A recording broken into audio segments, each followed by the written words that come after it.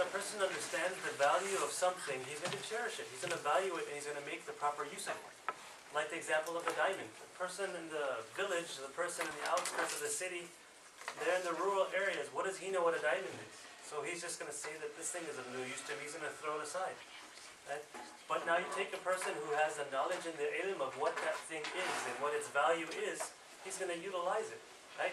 He's going to go into a jeweler store. He's probably going to get a couple $100,000 or at least tens of thousands out of it. Right?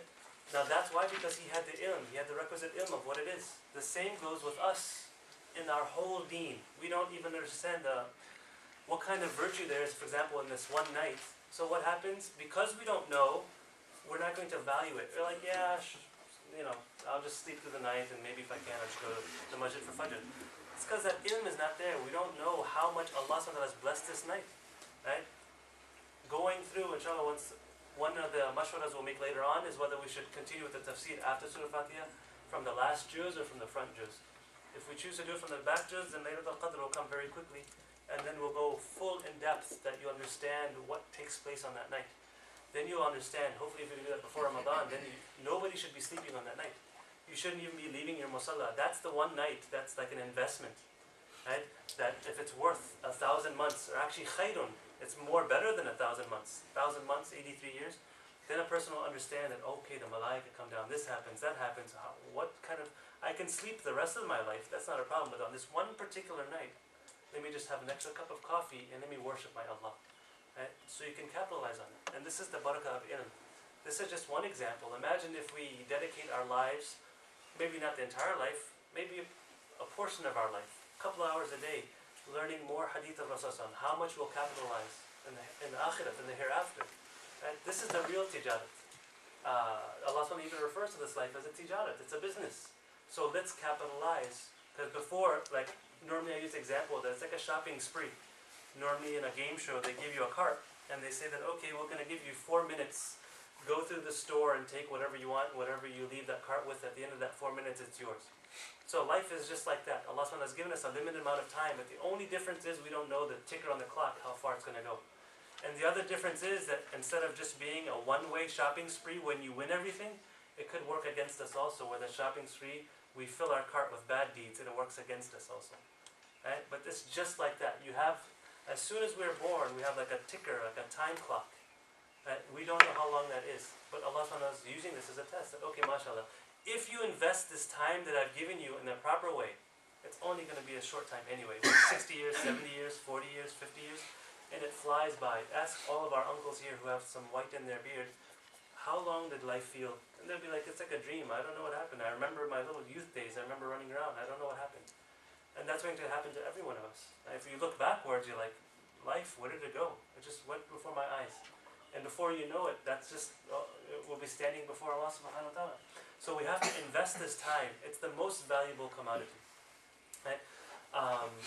Just to give you an idea of what I mean when I say it's the most valuable commodity, they have like a nice humorous or funny saying that, and it's a true thing, it's a reality also. Right? They say that Bill Gates, everybody knows Bill Gates, the whole Microsoft CEO, president and everything, super rich, right? I don't know how many times over billionaire. So they say that to show you the value of time, that if he drops a $100 bill out of his pocket, his wallet, he would be in loss if he wastes his time to go pick up the $100 bill to put it back in his pocket. That couple of seconds or 5 seconds that it took him to pick up the $100 bill, he would be making more if he just continuously did his work and left that $100 bill to go. And just to give you an idea of what value time is, and that's not meaning that he won't pick it up, it's just to show you that per month, per hour, however much he makes, it's not worth his time to pick that thing up because he makes more in that couple of seconds not picking it up. And the mu'min is the same way. We have this time, and every single second, every single nanosecond also is worth, if we use that 1 second to recite the kalima from kufr to iman, subhanallah, you have such a reward that will never end. Right? And how long does it take to recite the shahada? Right? In that same split second, you can do such a virtuous deed, such a good act, that will basically guarantee you Jannah.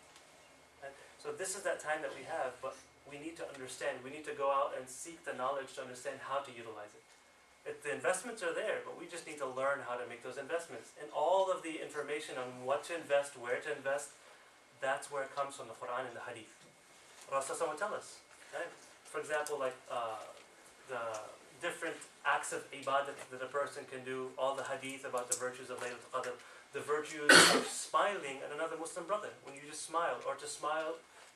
Some hadith mention that if a person smiles to his father and shows a nice smiling face, he'll get the reward and the ajr equivalent as if he's performed Hajj and Umrah. Or for example, if you pray Salat al-Ishraq, if you do this, if you do that, and the books are filled with all these ajr. Like for example, some books like Fadail al-Amal have been written for that task.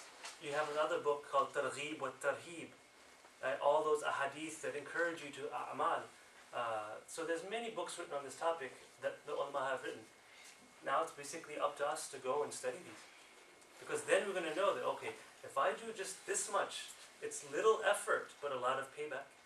Right? One person is going to spend, for example, just to give you, since we're on the topic, an intelligent person, he will stay up on Laylatul Qadr for a couple of hours, he'll make ibadat, and he's getting 80 years of ajr, 80 years of reward. A person who doesn't know, he'll stay any other night, he's like, I'm going to make 10,000 rakats of salah now. Those 10,000 rakats don't even add up, but he's going to have to spend how many months and how many months of so much painstaking ibadats. But this person here, he just utilizes time, just a couple of hours, as opposed to spending months. Right? Just that's the barakah of ilm. So we should definitely make it a point to study these types of hadith, study these verses, go into tafsir, so that we can invest wisely. So anyway, let's continue on where we had left off, about this tanzeel, about this revelation of the Holy Quran, right? Over that piecemeal that we're talking. So Laylatul Qadr was also that specific night where that took place also. Right? That's the majority opinion. There is some ikhtilaf in that, but the majority of ulama, as you know, both revelations, inzal and tanzeel, in both forms took place on that night. The ulama further state that in regards to tanzeel, when the piecemeal revelation was taking place, when the first verses were being revealed, this happened on Laylatul Qadr, and this also happened to be the exact same date that the Battle of Badr took place. The exact same date. I'm not saying it's the exact same day. Right? The Battle of Badr took place 11 years after that. But we're talking about the same tarikh and the same date.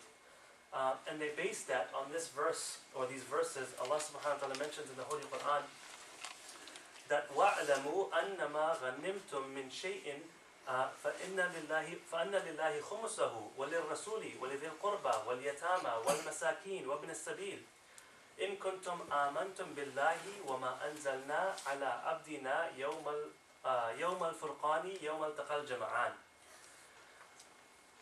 Long verse. Let's go bit by bit. So Allah says, know very well. اِعْلَمُوا.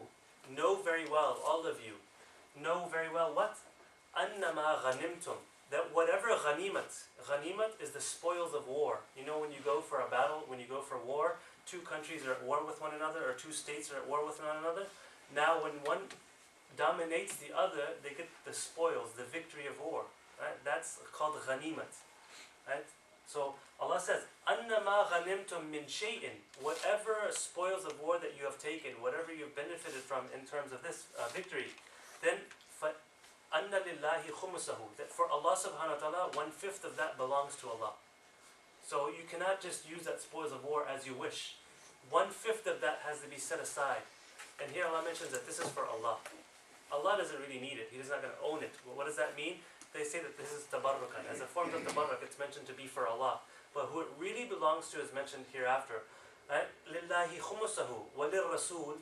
For the Messenger sallallahu alaihi wasallam, when you go conquer a place, 1/5 of that have to be reserved. You don't give that to the mujahideen.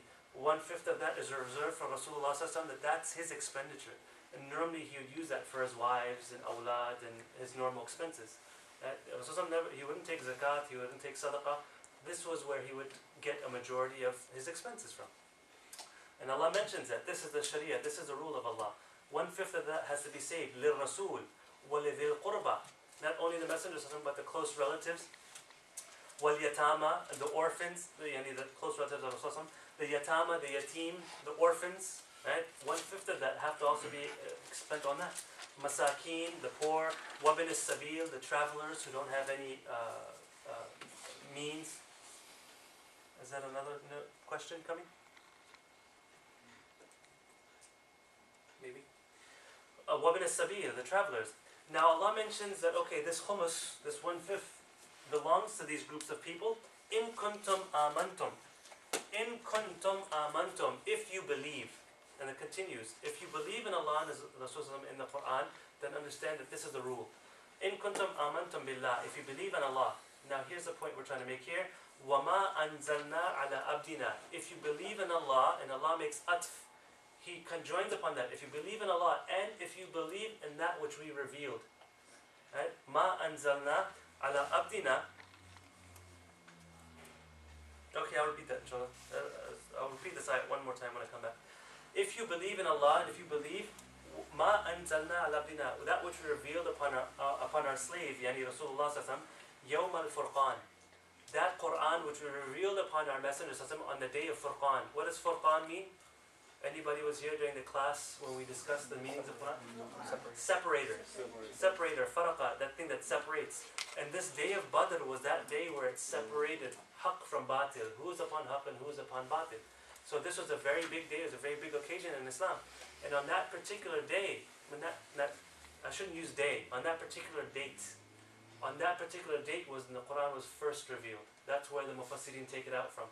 That it's that day, but you can say, for example, like now, I don't know, somebody's birthday might be on this day, but it doesn't mean that they're born this specific day, but on this day, some other year. So that's what they're referring to here. So is that day the day of Qadr? The first time it was revealed, and in Battle of Badr? That's what some say. That's what some say. Both times. That would be like, they try to join up the two together. Yeah. Can you just mention the ayat, which surah Yeah, ayat is? let's see if I haven't mentioned here.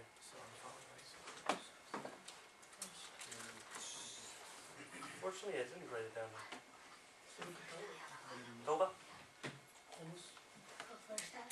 Discuss the Khumus? Yeah, I didn't write it down. Anfal? Yeah. The first ayah of the 10th juz. 10th juz. Let's see, I have my Quran here. Let's test out the Hufaz. First ayah to the 10th juz. Yes. Anfal, right? Yes. Anfal.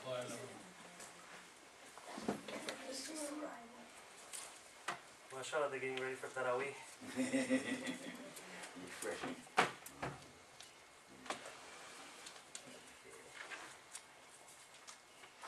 Yeah, you're right. It's Surah Anfal, verse number 41. You can say Surah 841. 841. Anfal is 8. The first ayat of 10th juz. Right. So Yawm al-Furqan, the day of separation, or the day of, you can say, yeah, separation is good enough. Yawm al-Taqal Jama'an, the day when the two Jama'ats, and the day when the two groups met. Right? On that particular day. So that's where they take it out from. Now for the benefit of the sisters, the request that I just repeat the meaning again. Wa'alamu, and know very well. Right? It's an amr, it's an emphatic command that you all understand. Wa'alamu annama ghanimtum, that in regards to that which you have taken as spoils of war, ma ghanimtum, min shay'in, anything at all that you have taken, min shay, from anything, whatever the smallest spoils of war that you've taken, even if it's like a shoelace, no khiyanat in that whatsoever. Right? That, if you take that, that'll be a means of khiyanat, that'll be taking it without justice. A person, for example, mujahideen, everybody goes out, and if a person used a shoelace in the battle, that doesn't belong to him. Min shay'in, anything at all, even as insignificant thing as that, you have to make sure that thing gets returned. Why? Because other people's huquq, other people's rights, right, are attached to that. So that's very important. We'll discuss that in some other tafasir also, when it's mentioned some people attributed that Rasulullah took some without haqq. We'll discuss that when it comes, inshallah. So anyway, continuing. Know very well that from that, فَأَنَّ لِلَّهِ خُمُسَهُ, these things, 1/5 belongs to Allah. But I mentioned, everything belongs to Allah. So this is more of tabarruk. The name of Allah is taken to start the sequence off. So it belongs to Allah, yani Allah's huquq are involved therein. But in reality, so it belongs to Allah, yes, but walir Rasul, it belongs to the Messenger also. Now, it's his, 1/5 of that will belong to him. Walidil qurba, the close relatives also. Waliyatama, the orphans. وَالْمَسَاكِينَ, the poor. وَابْنَ السَّبِيلِ, the travelers. Ibn al-Sabil literally means the son of the road. Ibn, the son. As-Sabil, the path. So it's a term that's kind of a muhawara, it's a figure of speech. The son of the road or the son of the path. Yani, he's just attributed to the path. He's traveling, he has no one. It's just him and the road. So have some raham upon him. If he's a musafir, take him in, give him some food, give him some of that. Especially if he's lost his, it happens in Hajj very frequently. A person will go, he loses his money belt, he loses this, he loses that. Have some raham upon him. But if that does happen, then you can use khumus money. In the books of fiqh, they'll discuss this under the chapter of zakat or other forms of monetary kind of like contributions that you have. One is zakat, one is khumus, another one is called ushur. There's other forms of payment, right, aside from zakat that follow on these, and khumus is just one of them. So anyway, so you would use those resources and they would be collected in the Bayt al-Mal, and from that they would give them out. So the Amir al-Mu'mineen or whoever the leader is, he will have these different branches of government that will look after these affairs. So you'll take that from Khumus ibn Sabil.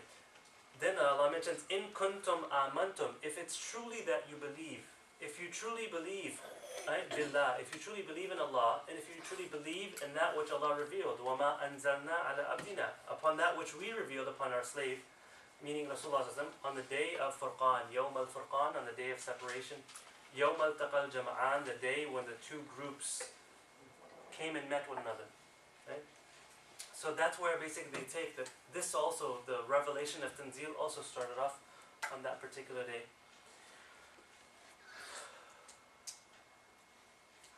Now what was revealed? The more accepted view, the more sahih view of what was revealed is obviously the first verses of Surah Alaq. Iqra bismi rabbika alladhi khalaq. Those verses, you can say, not unanimously, but by majority, they say that these were the first verses to be revealed. And there's a riwayat in Sahih Bukhari and Sahih Muslim.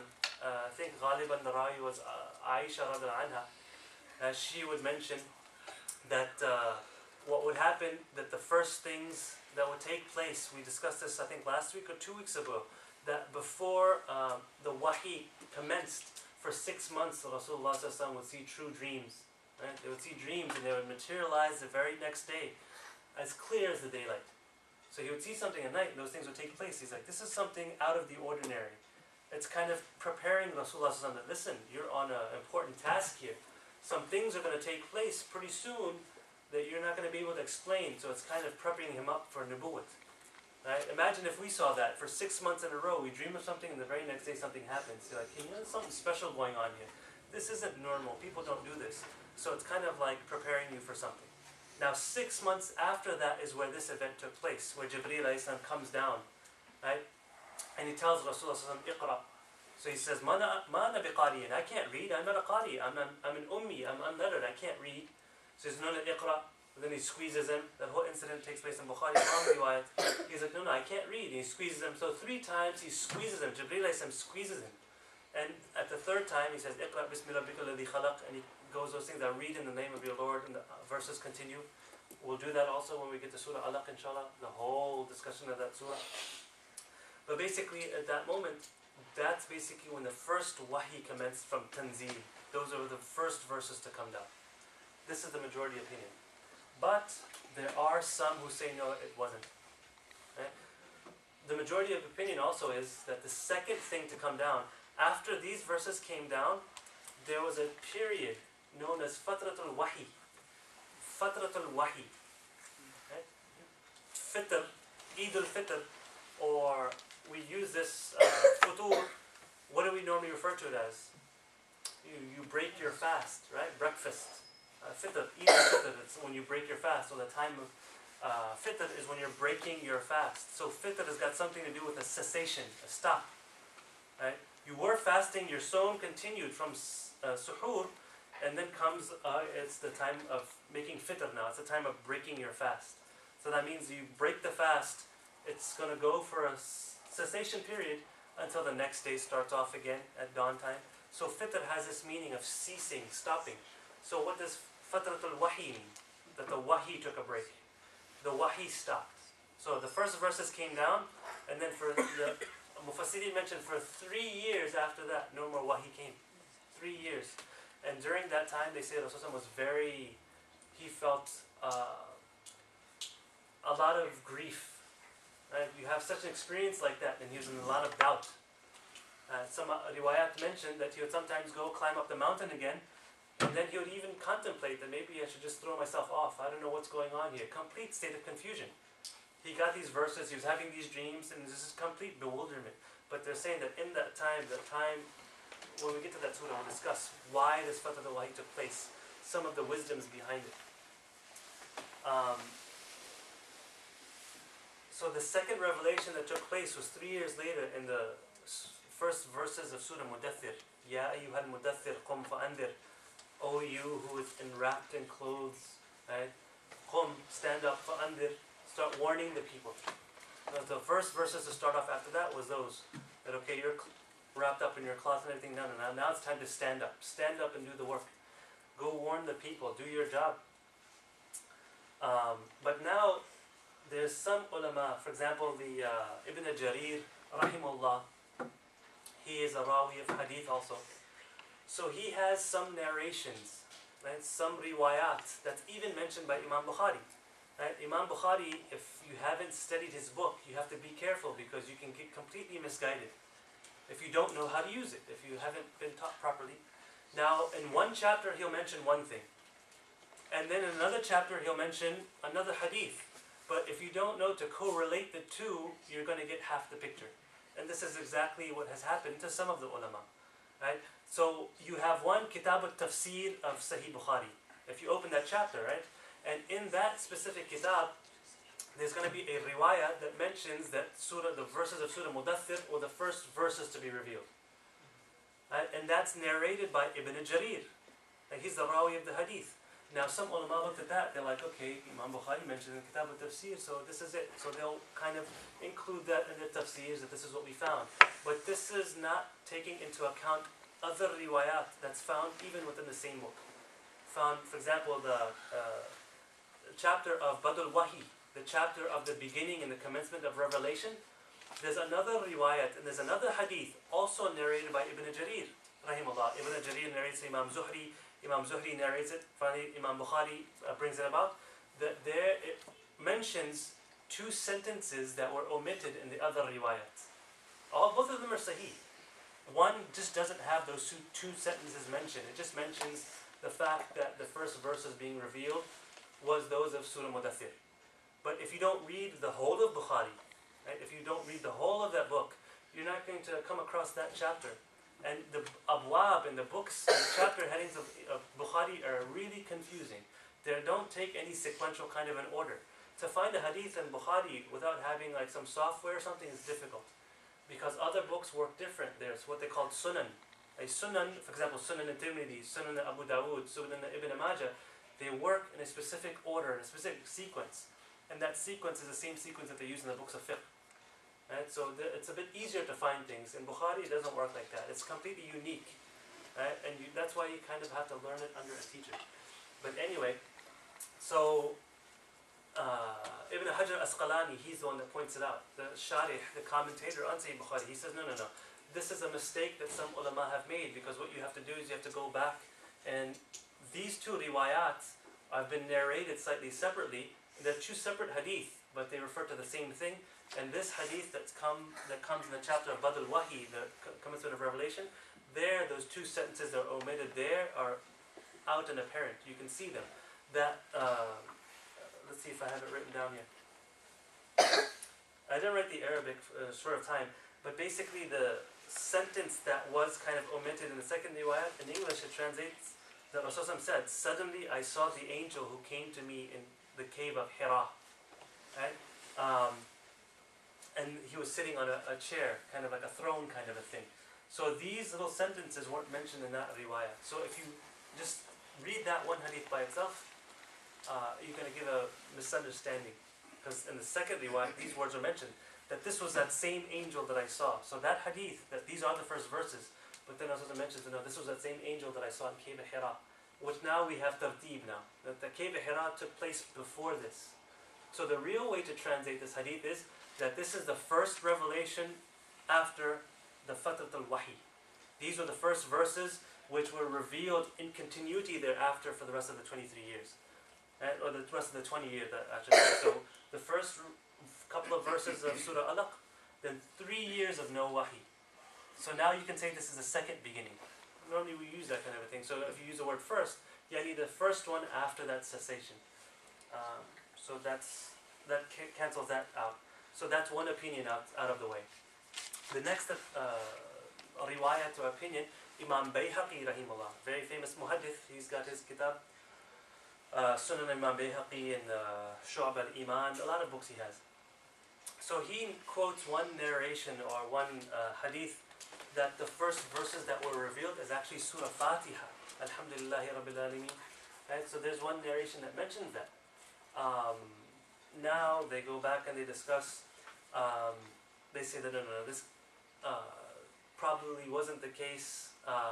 Imam Zamakhshari, who's also a mufassir, he says that no, this is the jamhur, this is the majority of the ulama say Surah Fatiha is the first verses to be revealed. Allama ibn Hajar Asqalani comes back and says no, this is also a mistake. It's some ulama have this view based upon that narration, but the majority are actually of the view there was Surah Alaq. Now Allama Anwar Shah Kashmiri rahimahullah, more recent alim and mufassir muhaddith, he says no, what we can say is that it is possible based upon that riwayah, upon Imam Bayhaqi's hadith, it is possible, because that hadith narrates that Rasulullah he would hear Jibreel alayhi salam and he would hear Jibreel alayhi salam reciting these verses.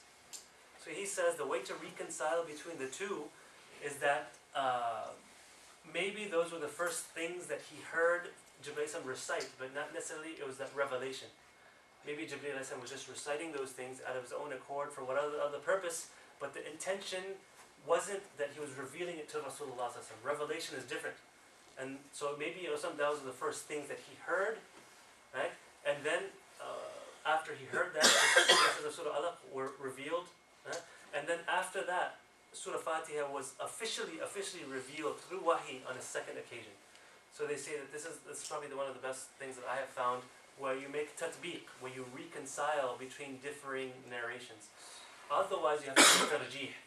Tarjih means that you completely leave that narration aside and you prefer this over that. As much as possible, we don't like to do that.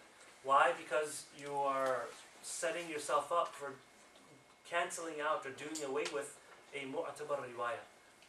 Whenever possible, the rule is that you try to reconcile. This refers to that, this refers to this. If that cannot be done, then you move to tarjih.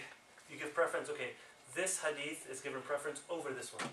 But we don't like to do that because it's kind of like gambling. You're taking the best bet. Okay, this has more riwayat, there's more sanad, there's more sanid, there's a little bit more sahih.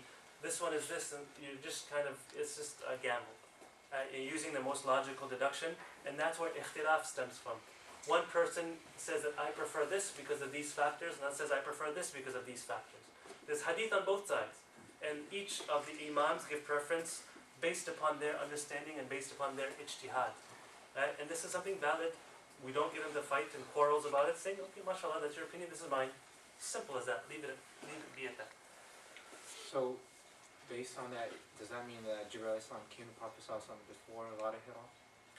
On that narration, they say that that could be a possibility. That they're just trying to figure out how it could be that, okay, maybe that there was a case, there was an instance where Rasulullah heard Jibreel alayhi salam reciting Surah Fatiha, and then after that, officially, there was this other kind of like a thing. That's just, and we don't have any riwayat to kind of back that up. It's just kind of like you're stuck between a rock and a hard place, and you're trying to figure out what is going on here. This riwayah, and for example, Bukhari and Muslim says this riwayah, and Tirmidhi says that riwayah, and Sunan al-Bayhaqi mentions that. So we have two options. We can say that, okay, cancel out this riwayah, it comes in Bukhari, maybe it's not as strong, so it's like non-existent almost. So I'm taking this, and that's what it is, and bas khalas, finished. This is the hadith, that's how it is. We can do that if we want to, but at the end of the day, it's still there. Somebody narrated it, it's a riwayah. That's your own choice. You've chosen to give tarjih, that no, this hadith is like nothing, it's cancelled. It's as if it's not even there.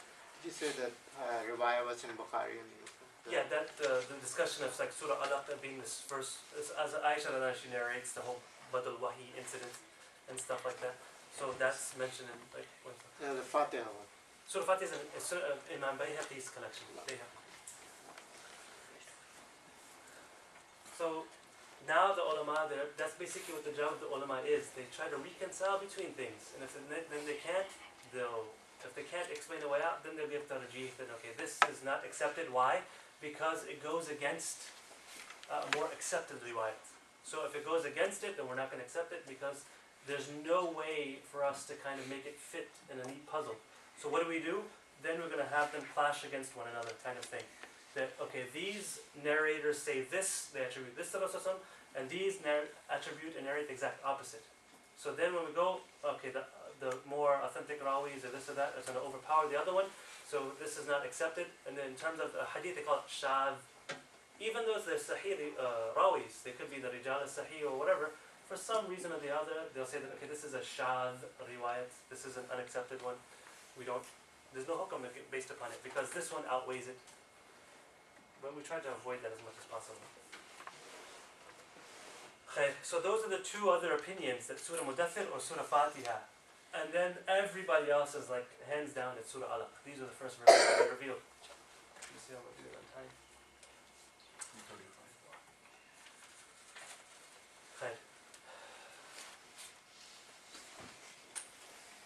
A little other discussion. Sometimes you come across this, that when you open up the first page of a surah, it'll mention the name of the surah, Surah Al-Fatiha, and then it'll say Makkiyya or Madaniyya. It's Makkan or Madinan. Makki or Madani. So what does that mean? What does that refer to? The majority of the ulama, they say that when you're mentioning it in these characteristics, it's Makki, yani from Makkah, or Madani, from Medina. It's not referring to the places. And there's views. The majority view is that these refer to time, meaning anything, the time frame, the Meccan time frame was before Hijrah, right? Or even during Hijrah, when they were migrating. In the early days of Islam, the Muslims were in Makkah Mukarramah. That's where they lived. They lived in the city of Makkah with Quraysh and everyone.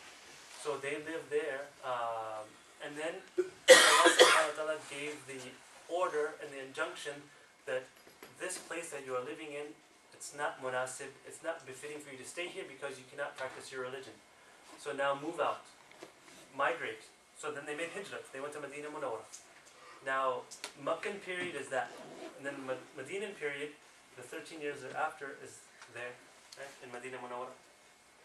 So they say that these, when you see in the beginning of the surah, these Meccan and Madani, they refer to that. Any verse or any surah that was revealed before Hijrat is going to be referred to as Makkan. It's going to be Makki.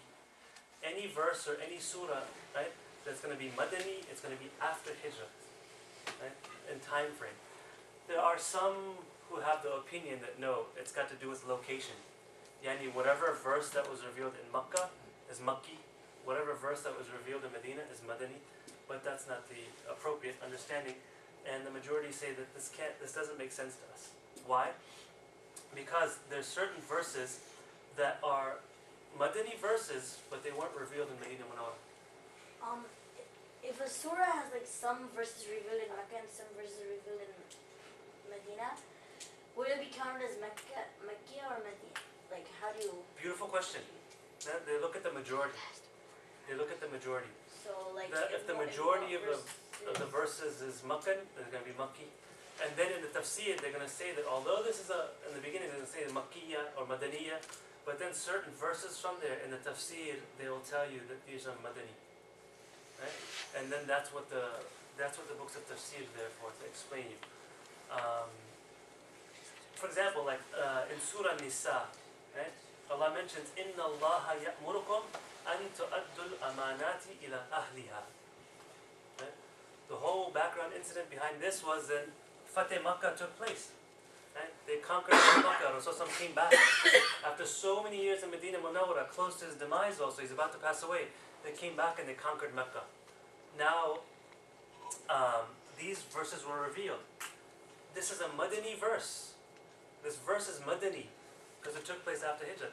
But it was revealed inside Makkah Mukarramah itself. there in the city by the Kaaba. When these verses came down, so they're not Makki, they're considered Madani. Why? Because it took place so many years after Hijrah when they came back in the Fatih Makkah. And there are other examples of this as well. One thing to understand is that Rasulullah himself didn't classify them as Makki or Madani. This is not by Rasulullah saying that, okay, put this as Makki, that is Madani. That's not the case. This was done by, a majority of it, or a great part of it, was done by the Sahaba.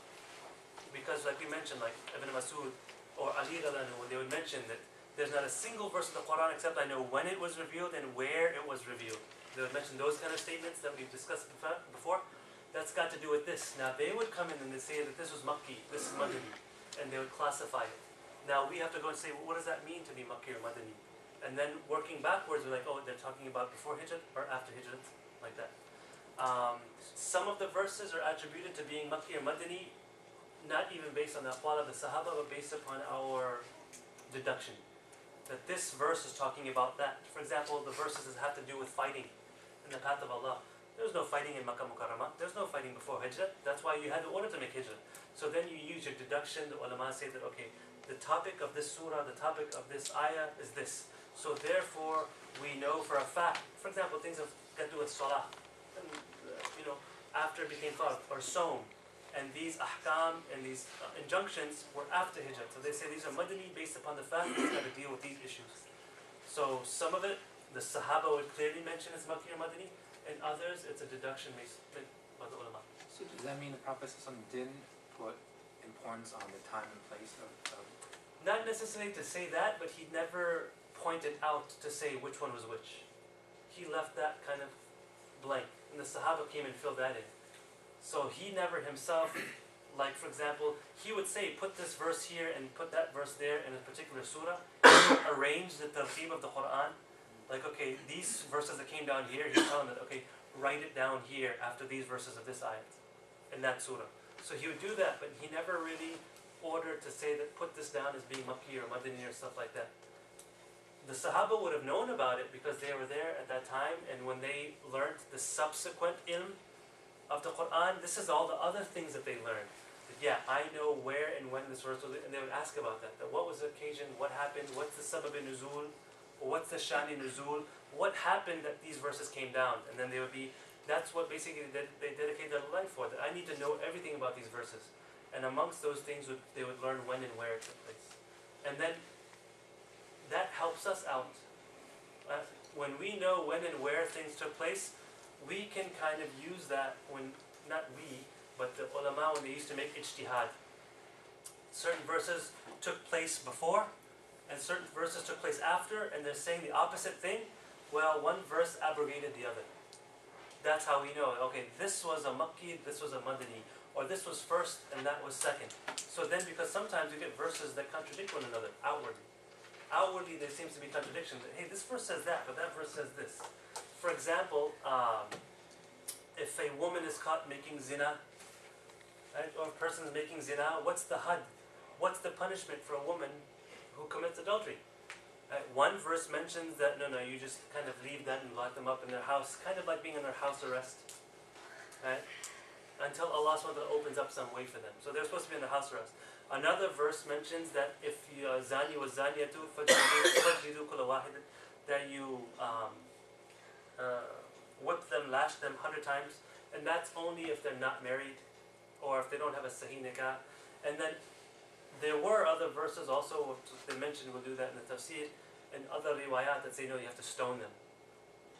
Some say that those are mansukh al-tilawa, not mansukh al-hukm. Did we discuss that? Mansukh al-tilawat as opposed to mansukh al-hukm?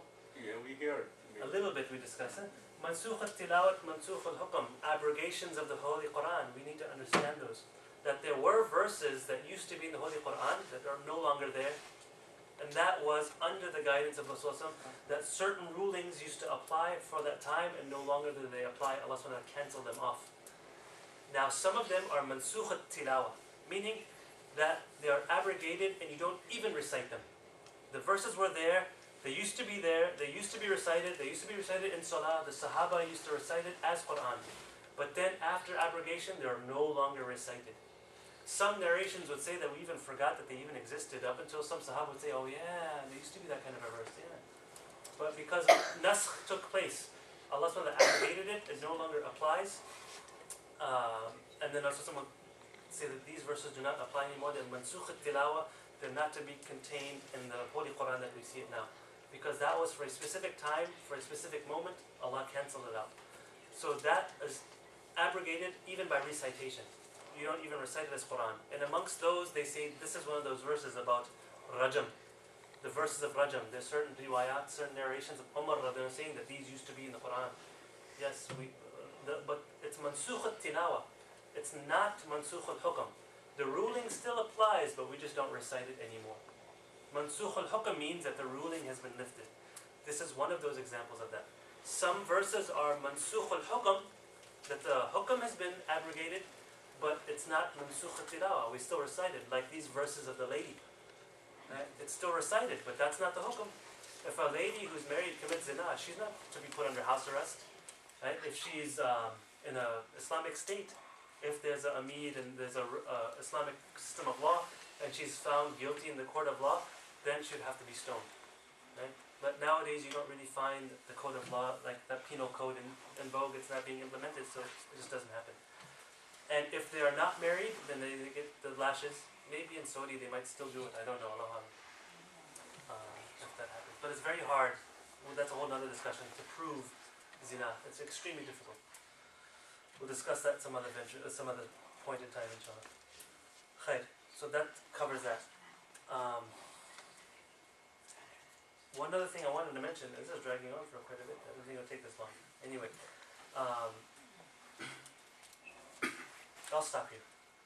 I want to get more to the actual, I know it's exciting, I want to get more. Yes, I have a question about the revelation, the very first point we were discussing. Yes, The Battle of Badr took place on 17th of Ramadan. 17th, yes. And Laylatul Qadr, although there is no clear-cut conception, but majority we observe like a 27th of Ramadan Yes, or any odd night of the Ramadan. yes. So how this could be in the same day? That's what they say, that there's so many different views on Laylatul Qadr. Once we get to that, you'll see that some they say that each year it'll change also. Some ulama have that view, that one year it might be the 27th, the following year it could be the 1st even. It could change. Many ulama have that view also, that it changes from year to year. Some say that it could be any of the last odd nights, and there's so many different views there. So it's just one of those, this is one of those things that doesn't sit well in the complete black and white package kind of thing. The majority have the opinion though that it's a static night, it's the 27th every year. It continues like that, but there's many great ulama who say that's not the case. So any part of the year. It could be any, some say it could even be out of Ramadan, to show you how much the thing is. Even the opinion is not even one of the odd nights of Ramadan? There are some opinions like that also. The majority of the opinions lead towards that. And then there's so many like dalils that they have that our minds would just get, once we get there you'll be like, oh my goodness, we normally hear that because that's the majority of opinion and we'll accept that. But when it comes to this particular event or this particular case, the ulama will say yes, there is a possibility that it could have been, they say it could have been the 19th, the 17th, 15th, and where this incident had taken place. So that's one of those cases that we have where things don't just sit in quite nicely in a snug in a shell. And the second question is, when same surah has majority verses Yes. revealed in Makkah, they are classified as Makkah? Yes, exactly. The question I think that the majority of them are Makkan, it's going to be Makki. If the majority is Madani, it's going to be Madani. Then once you read the tafsir, what the Mufassirin will do, that despite it being Madani or Makki, if it's a Madani, then they're going to highlight that these verses are Makki, to give us understanding, because it could be mansukh, it could be that this is how things used to be. Naskh is only one of the aspects. Sometimes tarikh will help us out in many other occasions also. Even in hadith, if we know the tarikh of when one hadith was said as opposed to another one, it's going to help us out to understand otherwise what would seem contradictory statements in the hadith. Tarikh is a very important tool. A lot of times, even in the field of hadith, doing usul hadith is long time away. But some rawis also, some sahaba, they accepted Islam much later. Right? So when they narrate a hadith also, the ulama gonna look at this sahabi is narrating this hadith, and that sahabi is narrating this hadith. He passed away, for example, on the Battle of Badr, but this guy lived on after that. So they're going to use that to see which hadith most likely would have been after, and which one we're going to act upon. For example, issues come of raful yadayn, lifting your hands up for salah, and the tarikh of the ruwat, which one is first, which one came last. And it's not an exact kind of a thing, but the mujtahideen will again weigh the evidences that most likely this is the case, this is my view. And it's a ijtihadi thing. So that's why we don't have this view of my way or the highway, or you're wrong and I'm right, those kind of stuff. No. It gets into these, most of the time you don't hear these kind of things because from the ilmi circles, you don't have access to these books. You don't see these kind of things. You just hear what the imam says on the mimbar, and that's black and white. And then we go along and we'll tell our friends in a dawah that, hey, you're wrong because I heard this, and the guy says, no, you're wrong because I heard this. My imam said this and your imam said that. It becomes a thing of who says what. And then we get into fights and arguments, and none of us know anything. We're just narrating what the imam said on the mimbar, and maybe the imam didn't even study properly. Nowadays, the imams that we have in the masjids, they're not even qualified to be imams. This is like the local uncle who has his Fridays off. Mashallah, you go up there. I went to Pennsylvania, and the whole area, I think there's like 9 or 10 masjids, not a single alim, not a single scholar anywhere. And they take turns giving dars. When I went to visit there, one of the guys, like a math teacher, he's like, hey, he told the other guy, you didn't sit in my Bukhari dars this morning. What happened? On the weekend, you didn't sit in my Bukhari dars. Bukhari, to teach Bukhari, I would feel shy teaching Bukhari because it's so difficult. Right? It's very difficult. And now, mashallah, a nice old uncle who's maybe a math teacher in high school, he wants to teach Bukhari to the rest of the congregation. And then they'll stand up and they'll have their turn for Jummah and they'll give a khutbah. Allahu alam, what rulings they'll try to deduce and misguide people. That's one of the signs of Qiyamah actually.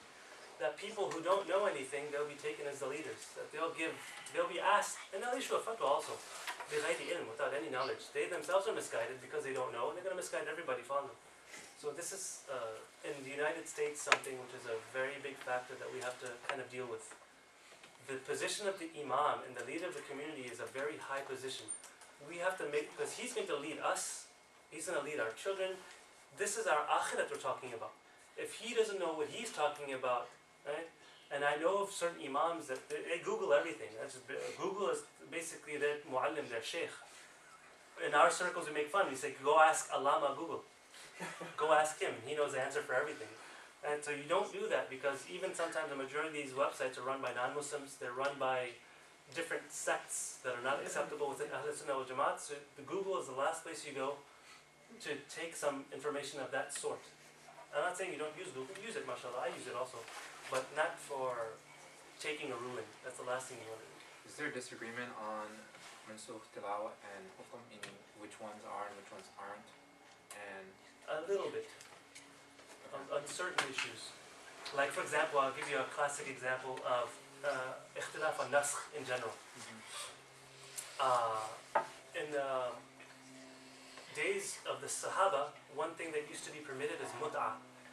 Mut'ah is a temporary marriage, which means that in certain battles, Rasulullah would send out a battalion, right? And the Sahaba would be gone for a long time out on a specific mission. Now, there were certain times when Rasulullah permitted mut'ah, meaning you get married a temporary marriage. That listen, you are out on a mission, you're not going to have your wives or anybody out there, but we don't want you committing zina, we don't want you masturbating, we don't want you doing any of these things that are haram.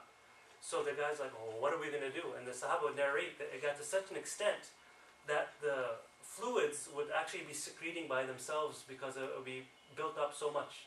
So like, well, what are we going to do? And our shahawat are there, it's affecting our performance also. So then the muta was made permissible that, okay, go get married to a woman, but it's a restricted time marriage. That I agree to marry you at this amount of mahar for 1 month. We're stationed here for 1 month, right? And so that was permitted. But now after that, majority, all of the ulama say that thing, especially from the Ahl Sunnah wal Jamaat, they say that no, that thing was made mansukh based on other riwayat. But you'll find one narration or two And some attributions, like the likes of a Sahabi like Ibn Abbas would say that no, it's not mansukh. Right? So you find stuff like that also. So in nasakh, there are, but it's not too common, but then again, there's not too many things which there's not ikhtilaf in. So even on certain things of nasakh, there will be ikhtilaf. Mansukh verses are still part of the Quran, right? Some of them, if they're mansukh al-hukm, but not mansukh al-tilawat. There's two types. Mansukh al-tilawat means It's not part it's of not the there. Quran. But there are some which are still there, but you don't act upon them. Like wine, for example, that was made mansukh over so long. In the first verses that came down was يَسَأَلُونَكَ عَنِ الْخَمْرِ وَالْمَيْسِرِ. Yeah, لا تقربوا الصلاة وأنتم سكارى. Don't come close to salah while you're drunk, which meant that you could drink while you're not performing salah.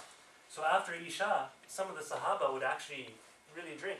Hamza radiallahu anhu on certain occasions, a very humorous story. I'll go on it. I'll indulge a little bit. You guys should hear the story. It's interesting. Ali radiallahu anhu, he's young, right? He's maybe your age, 21, your age, like that. And he's like in his youth. He just got his proposal accepted to marry Fatima radiallahu anha. So imagine how excited he is. He's happy. He's like on cloud 9, you can say. But now Rasul tells him that you need some sort of a mahar. I'm going to give you my daughter like that. You have to have some mahar. Right? And so anyway, he goes along. He's trying to do his things. He's trying to make intizam for his mahar. So he gets on his camel and he's going around trying to get prepared. So you can imagine the excitement of a new groom trying to get, mashallah. And the daughter of the Nabi Sallallahu Alaihi Wasallam, the most beloved, imagine how happy he was. So he takes his camel and he goes by, and there's like a lodge kind of an area. I dare call it a bar, but it's something like a bar, right? He ties up, imagine like an old Western kind of a movie thing, and you have those logs in the front, so he ties up his camel there.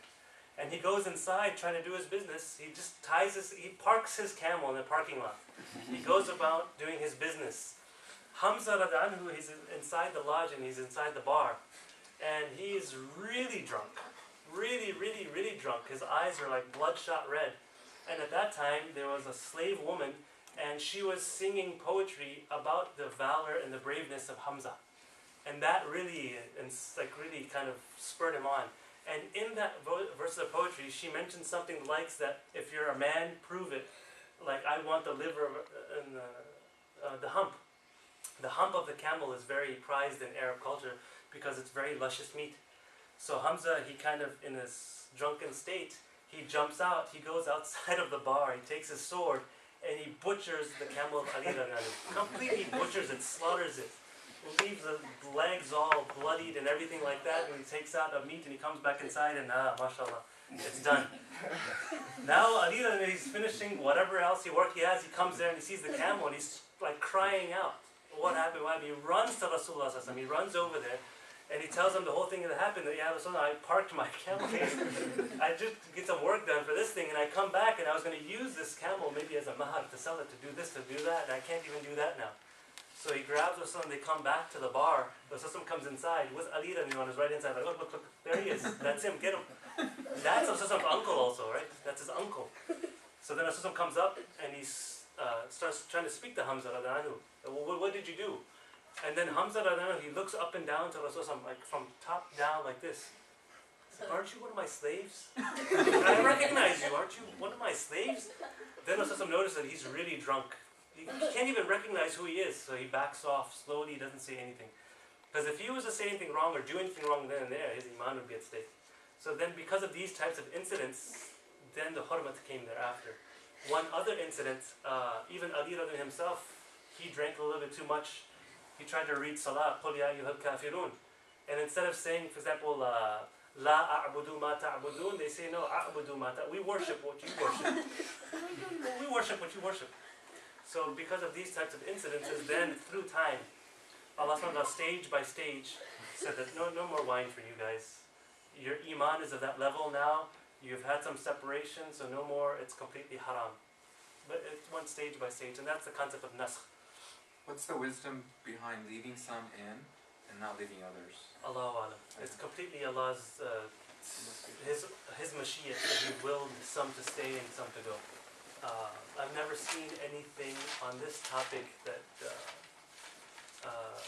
besides just the mashiach of Allah subhanahu wa ta'ala. Maybe in the akhirat we'll find out, Allahu Alam. That's something to look into, but I haven't come. Maybe some other people might have come across something, but as of yet I haven't.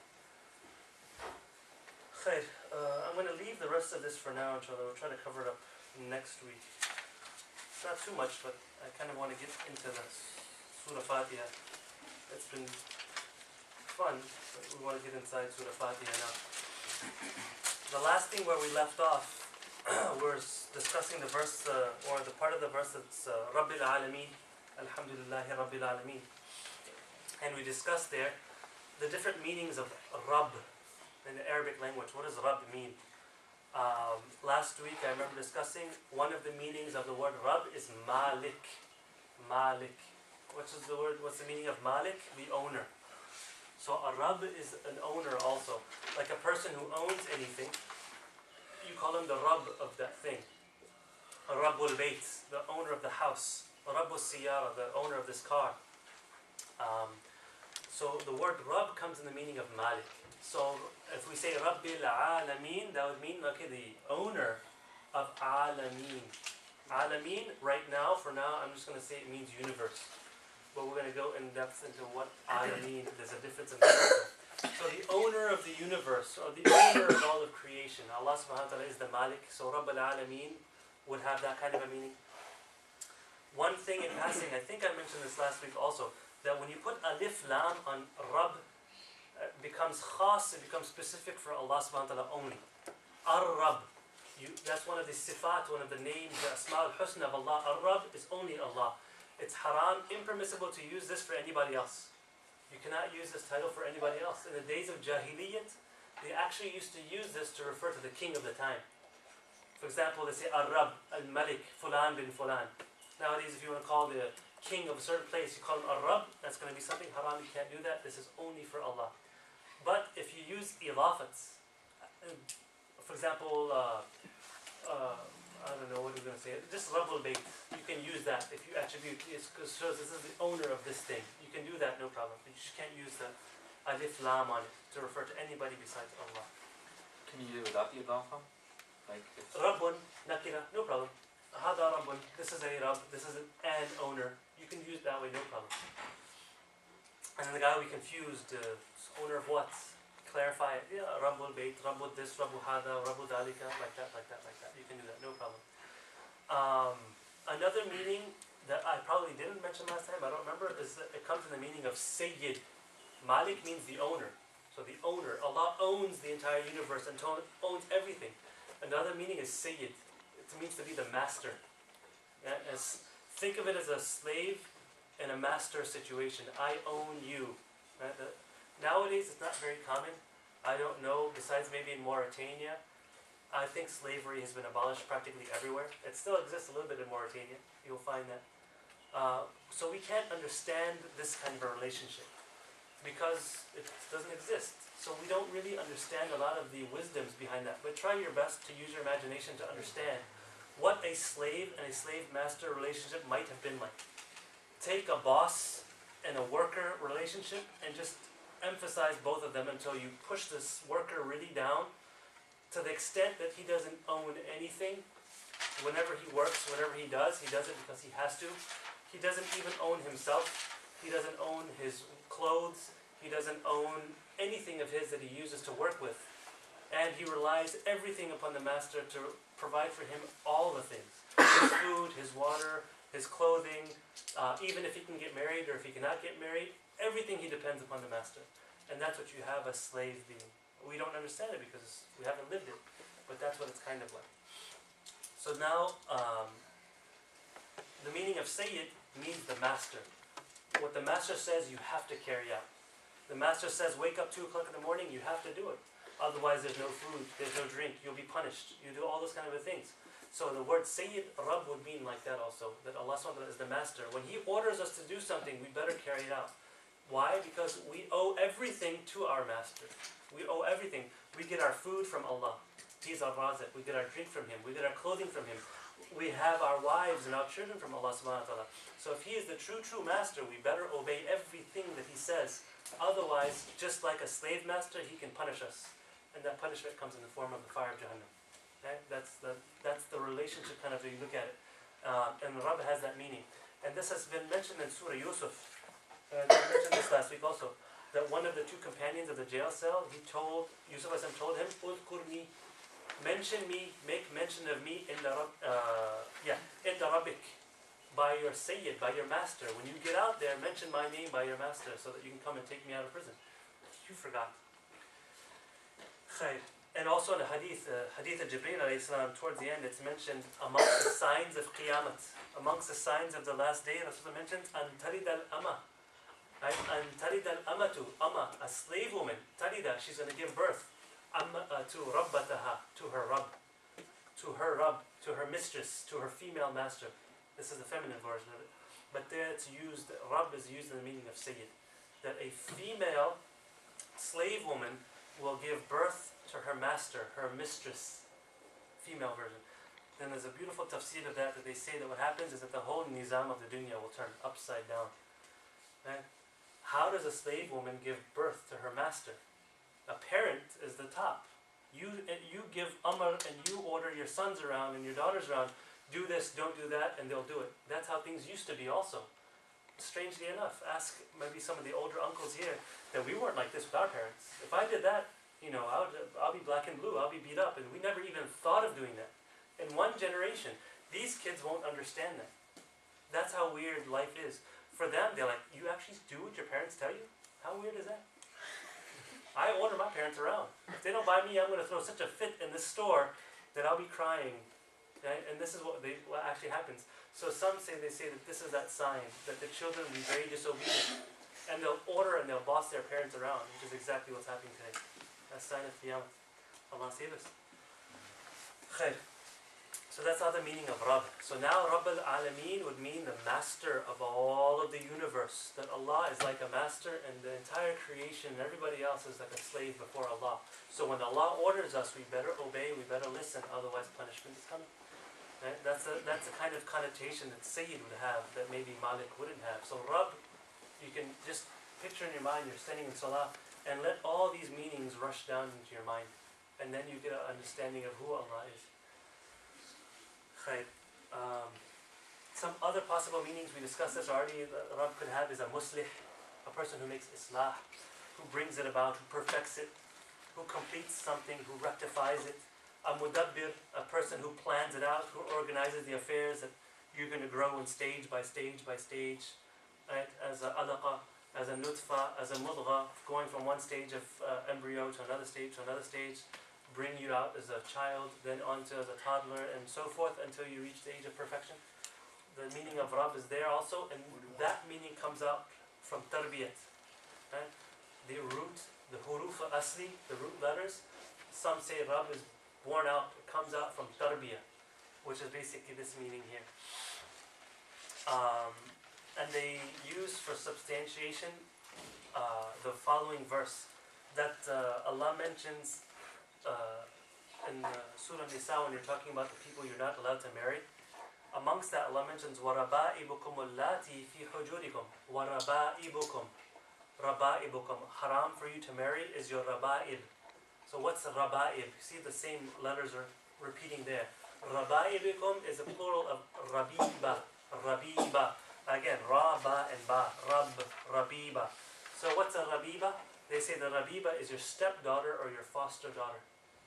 And what would happen is that if a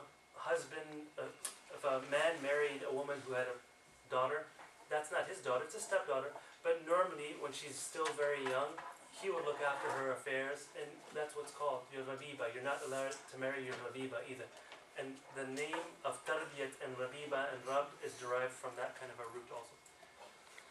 Because the tarbiyat is made by the father or the stepfather, when the husband or the real father has passed away or whatever. So that's Rabb in general, in a nutshell. Now, Rabbil Alameen. Now we're coming to the word Alameen. What does this Alameen mean? So there's a great deal of difference, ikhtilaf, into what Alameen refers to. Now let's start off with the basics. The word Alameen is plural. The singular is Alam. One is Alim, a scholar, a knower. One is Alam, with a fatha on the lam, Alam. And the ulama of lugh they say that this is basically derived from three things. Either alamun, alam, without the alif, alam, like a person's name is called alam, or alamatun, alamatun. Right? These are all synonyms. Alamun, alamatun, ma'lamun. These three words mean more or less roughly the same thing, which means it's a sign, or it's an indicator, or it's a mark of some sort. Like your name is a sign for who you are, kind of a thing, right? Like that. So signposts, sign markers is an alam or an alama. This is an alama that you have to go this way, like that. Or a ma'lam, this is giving you an indication. So they say that the word alamin or alam, it's an indicator towards, what's it indicating towards? What's it signaling towards? The existence of the Creator. So alam are all those created things which signal, which indicate towards their Creator. So when you look at the alam, when you look at the universe, in actuality that universe is indicating back towards its Creator. Take anything, any scientist, question? No. Take any scientist or in any field who researches, when they look at a microscopical level at even an atom, or if they look at a nucleus of something, they're like, subhanallah, what kind of intricate design there is underneath this? Or if you look at a seashell, and they have a mathematical code for that spiral that's on that seashell, that there's heavy mathematics behind this. They've derived formulas out of this. So there's definitely, it's not going to do it by itself. Somebody had to have written that mathematical code. It's impossible, improbable that it would have done it by itself. So there has to be an architect, and I don't want to get into the Freemasonry stuff. There had to be a mathematician, or there had to be somebody who devised all of this, and that's Allah subhanahu wa ta'ala. He devised all that. So everything indicates to Allah subhanahu wa ta'ala, if you look deep enough. What's the difference? So how is alim come from alam? Alim comes from the word ilm, knowledge, that you have ilm, and an alim is the ismul fa'il, a person who does that. And then what's the relation between ilm and alam? It's kind of that. Ilm is a knowledge that has been, it indicates you towards something else. You have this knowledge, so you know that kind of a thing. Okay. So they have a jeep kind of like a It's the same root, but it's same root. It derives off slightly different and branches off, goes that way. This branches off, goes that way. And that's the beauty of the Arabic language, that if you know the root system, you can kind of make your way around by knowing the root definition of something. You can derive it out. So alam, they say that, okay, it starts off from there. Now let's go into the Imam Qatada. Qatada rahimahullah. We discussed him, didn't we? Before? Imam Qatada. His view is that the word alam, I'll try to round it out in the next 15 minutes inshallah. 10-15 minutes. Yeah. Alam, Imam Qatada says that the word alam is every single thing besides Allah. Every single thing besides Allah subhanahu wa ta'ala is part of the alam. So Rabbil Alameen is the Rabb of the entire creation. So we translate it and we think of it, we understand it like that. So Allah is the Rabb now, the master. He is the maker. He is the owner of every single atom, everything that is created. The arsh, the heavens, the malaika, everything. Allah subhanahu wa ta'ala is the owner and the possessor and the sayyid and the master of all that. So you're like, wow, what kind of power Allah subhanahu wa ta'ala has, that has the creation, everything is subjugated before him. So it gives you an understanding of alameen. And when you mention alameen, it puts you into perspective who you are. Maybe you were the boss 5 minutes ago, you're ordering on a whole team of people to mop the floor, do this and all that. Now comes time for salat, let's get back down to humility also. Ya Allah, alhamdulillahi rabbil alameen. Who do I think I am? I think I'm the boss, I think I'm the top gun here. That doesn't make sense. I am just part of juz of all this whole creation. Allah is a real boss. Let me make sure I do what he says. Right, like that. It's a very humbling kind of a thing. That's what should be happening. And Hussein bin Fadl, rahimahullah, he says that the word alam actually refers to the population of every era. Like nowadays, everybody that's living on the face of the earth now is one alam. Maybe 50 years from now, when another group of people populate the earth, that's another alam. So you could say generation by generation, a whole generation of people will be one alam. He bases this on the surah, a verse of Surah Shu'ara. Lut alayhi salam, in his age, what thing was common was homosexuality, sleeping with men, men with men, so forth like that. So he posed this question to those people that أَتَأْتُونَ الذُّكْرَانَ مِنَ الْعَالَمِينَ, that are you going forward, are you coming towards dhukran, the men, the males, min al-alamin, and there the alamin means the males that were existent of the people in the era of his time. Not that. So the alamin, that word alamin is used, but it's used in that context of the people that are living around in his environment, more specifically of the human species. So that's another view. Ibn Abbas, anhuma, he says that the word alam refers, or alameen, more specifically refers to the jinn and the ins, the jinn and the mankind, the demons and stuff, and the mankind only.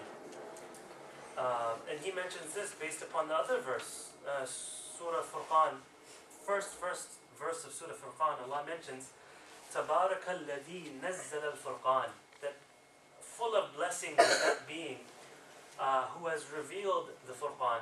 نزل الفرقان. This is where Tanzil comes in. نزل, not أنزل, but نزل الفرقان. And here the Quran is referred to as Furqan. على عبده. He has revealed that Furqan upon his slave. ليكون للعالمين نذيرا. So that Furqan could be a warner for al-alameen. So he says, look, the Quran wasn't revealed for the animals. It wasn't revealed for the plants. It wasn't revealed for the rocks and inanimate objects. It was revealed for the jinn and ins. So it refers to jinn and ins based upon this. Khair. Next, Imam al-Farrah. Very, very famous Nahwi. Imam al-Farrah. He is of the opinion that it refers to only those things that are called Dhawil Uqul, that possess intelligence. Alameen is used for those things that possess intelligence. And there's only 4 of those. Jinn, the first. Mankind is the second. Malaika is the third. And finally the shayateen. Shayateen and jinn are more or less, you can say the same thing. One is the evil ones, one is the good ones. He just broke it up into 4. So these shayateen, the malaika, the jinn, and mankind. And al-Farrah. And he bases this on a grammatical principle, a Nahwi rule. What's that? See, in Arabic you have 2 forms of the plural. 2 forms of plural. One is called Jamul Mukassar, or Jamul Taksir, the broken plural.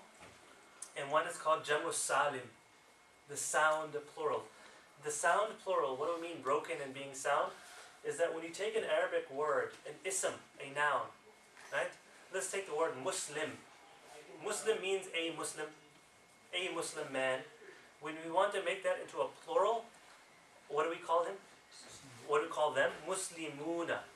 So the word Muslim, mim, sin, lam, mim, was never broken. It maintained its sequence. You only added waw and noon at the end, or ya and noon at the end. So that's called Jamu Salim.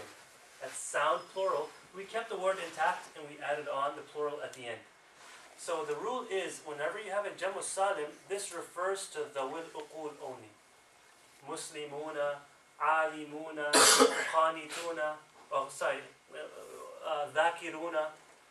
All these things, when you have una at the end as a plural, that refers to Dhawil Uqul. Sajiduna, the people who make sajda.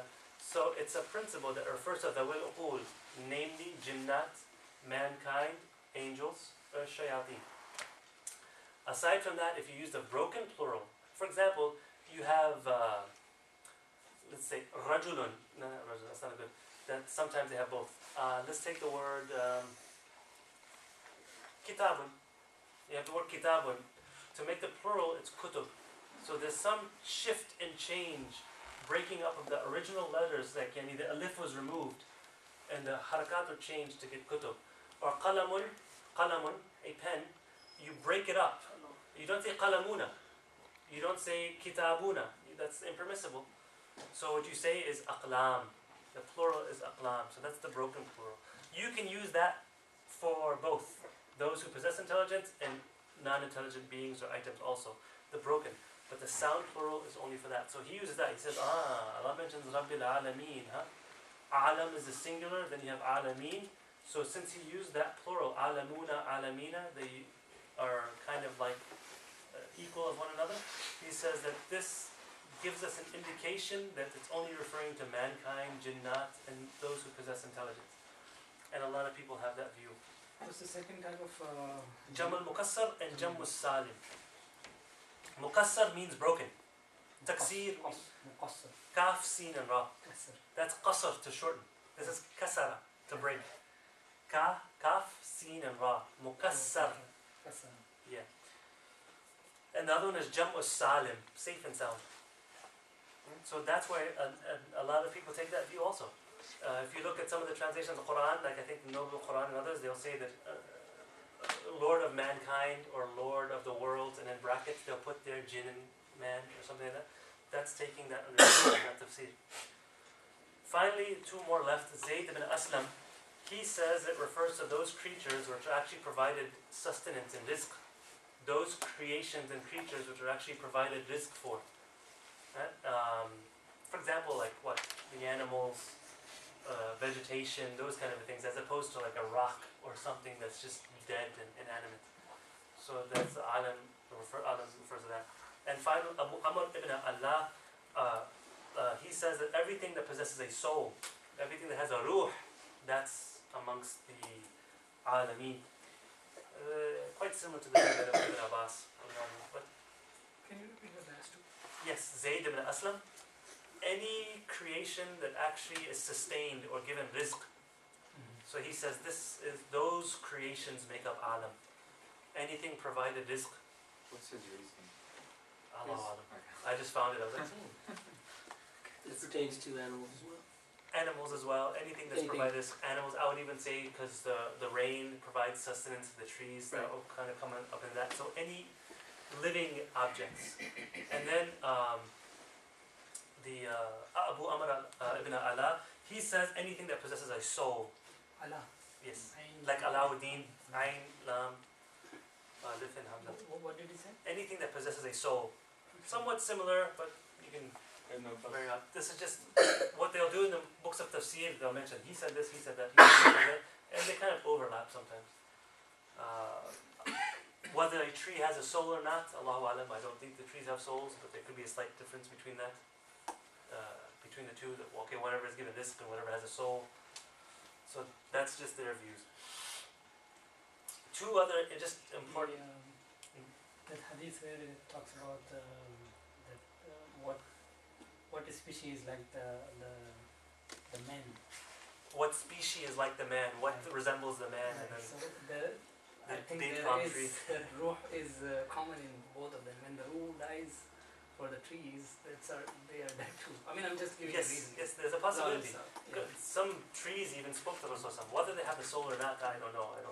That's, Breathing. there's going to be ikhtilaf in that also. I say it does and you say it doesn't. MashaAllah, we'll figure it out. Maybe the context is different. Maybe the context that the word soul is used, maybe. Well, normally when we use ruh, it's kind of that thing. So these are one of those kind of things you can nitpick until, and this is what a lot of ulama actually do. I enjoy that actually. When you have some spare time on your hands, you're like, let's think about this. But You don't know. Breathing is one of the commonalities, and in that hadith it talks about the buluga, that the tree itself has a time of buluga when it starts giving. most plant life, they do that kind of a thing, where they'll kind of actually inseminate other plants. In the time of the Sahaba, that's going to take me too long if I divert on that topic. Remind me of that story. Remind me of that story. It's very good. That story, what they used to do is they used to take the dust of one and cross-pollinate the other one.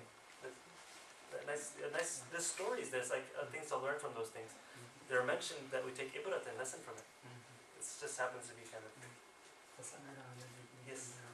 Exactly. Khair, where was I last? Okay, last two things I wanted to mention that they mentioned is that, remember Wahab ibn Munabbih? We discussed about him. Who is he? Wahab ibn Munabbih. Can we accept? Can we not accept? He was... after Rasulullah. That's Ka'b al-Ahbar. Wahab ibn Munabbih, Tabi'i, who had the books already, mashallah, and the big kind of thing. He had a lot of access to stuff. So he mentions, just to kind of this thing, he says, and he's not attributing it in the book of tafsir that I read, there was no riwayat. So it's just a narration attributed to him. So just to give you along the category of where acceptability goes, he says that Allah Ta'ala has 18,000 alams. Allah SWT has 18,000 universes or alams, or this word alam. And he says the dunya is one of them. So another 17,999 other kind of these things. What they mean, what they refer to, Allahu Alam. Now what we would have to do, if we were like really muhaqqiqeen of the mufassirin, we would try to see if we could find any narration that Rasulullah narrated anything like this, to see if it comes from riwayah. If we can support it with riwayah, it takes a different hukam, mashallah, then we go to the sanad. If there's not a single riwayah that we can come across that Rasulullah never said anything like this, then what we're going to do, Wahab ibn Munabbih most likely would categorize it in those things that he would narrate from those big books that he'd have from the Christians and the Jews and stuff like that. Now the next riwayat lends support more to probably there is some riwayat.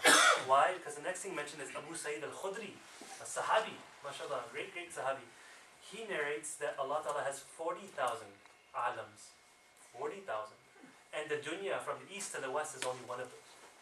So that creates some sort of support for Wahab ibn Munabbih's statement, 18,000, 40,000, this thousand, that thousand. But now what you would do as a mufassir, now you got to open the books and you need your library filled of millions of books and go from riwayat to riwayat, try to find some hadith of Rasulullah according that would give support to that meaning. And then you'll mention it in your own tafsir. That's what the mufassirin used to do. Ibn Jarir Tabari,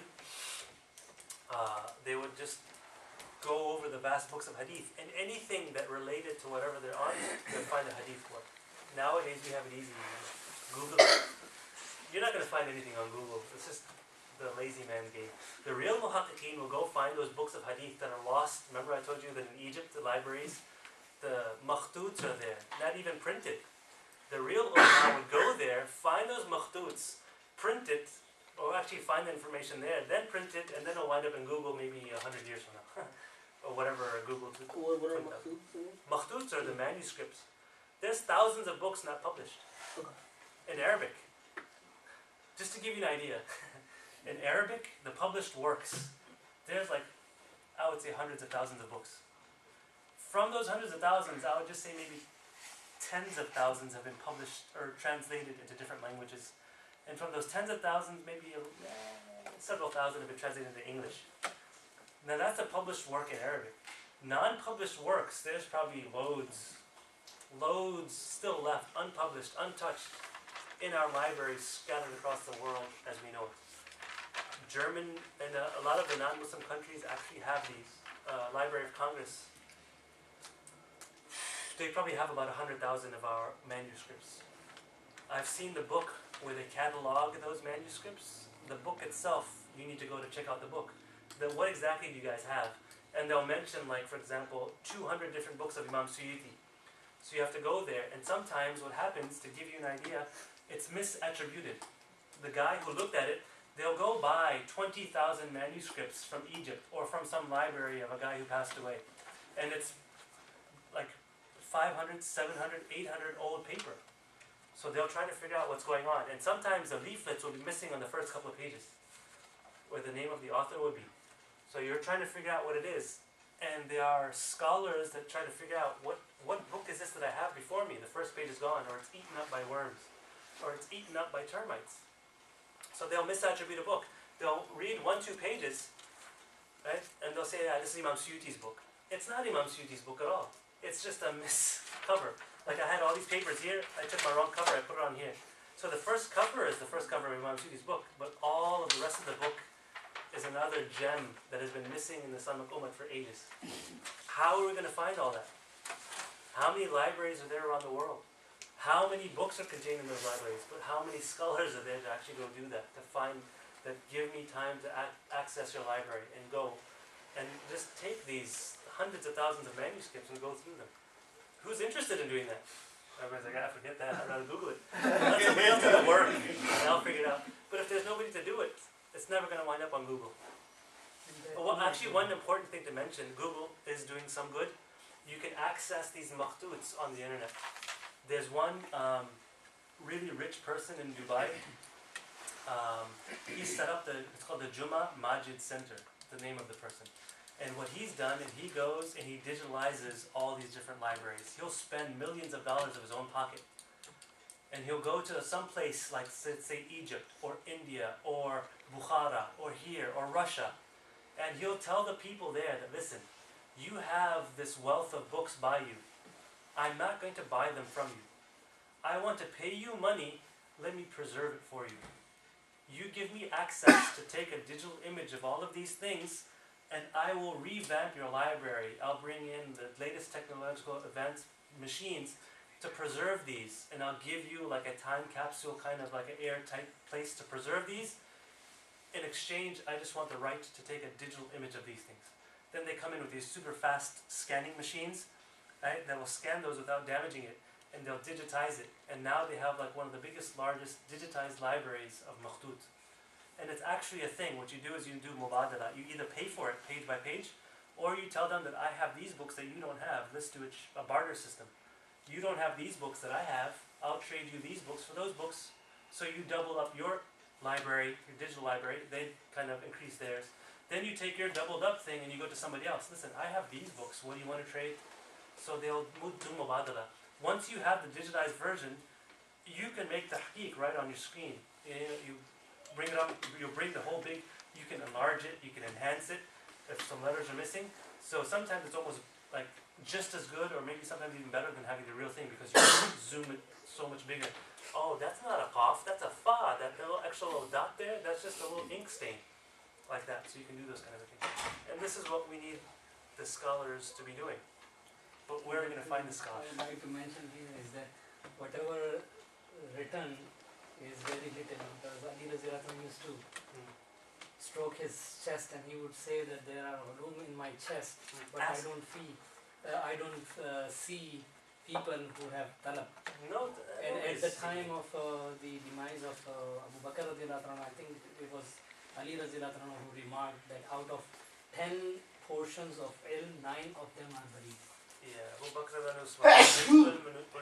although he didn't narrate hadith, that's another topic. He didn't narrate much hadith, but he knew much more than a lot of the other sahabi.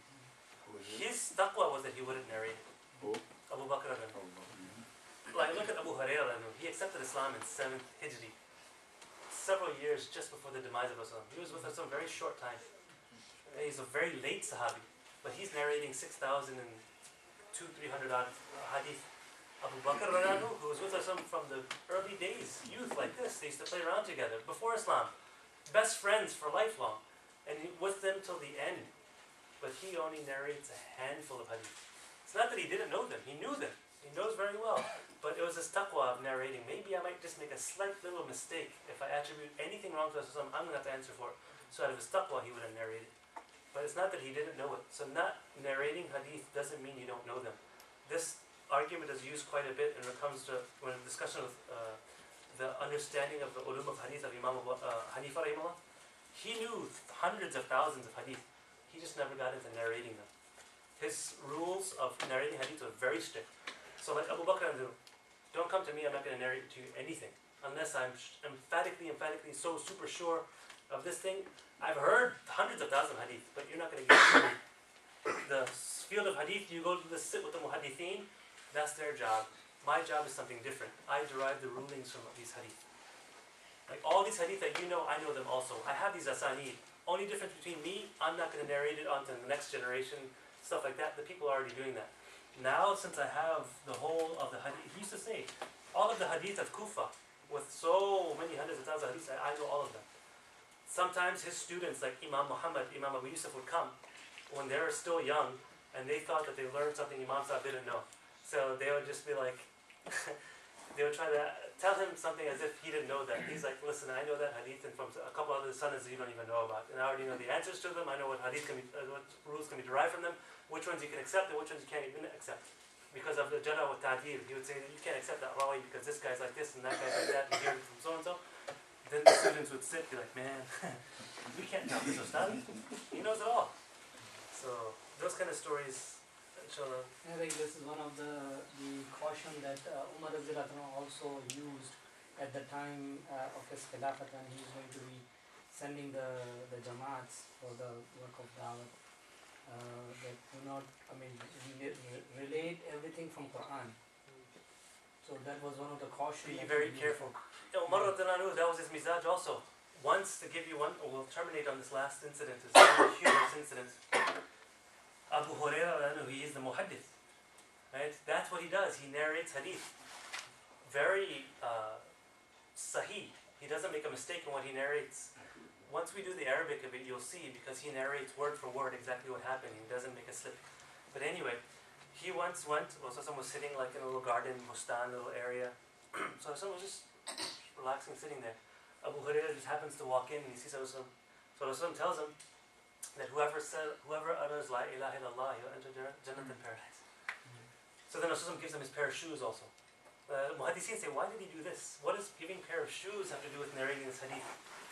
Right? So Abu Hurairah comes out of that bustan and he goes out. The first person he comes across is Umar radiallahu anhu. So he narrates the hadith to him. He just heard it, a fresh hadith, right like seconds before, out of the lips of Rasulullah, memorized. It's not like a long time.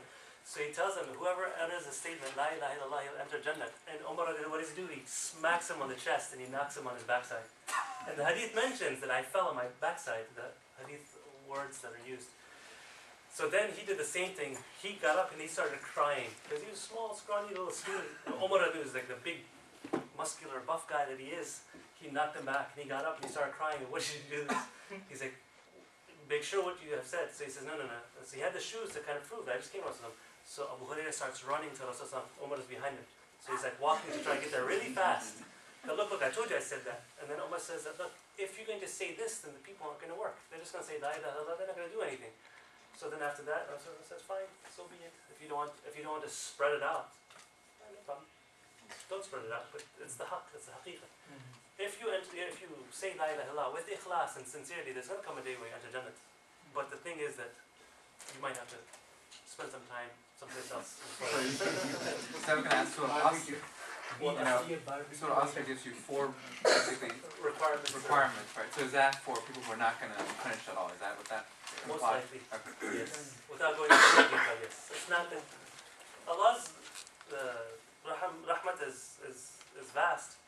So some people can get forgiven quite easily by just saying La ilaha illallah, not doing too much. That's a possibility also, but it's not the sunnah. It's not the sunnah. It's a possibility, but it's not the sunnah. Not the rule. That rule.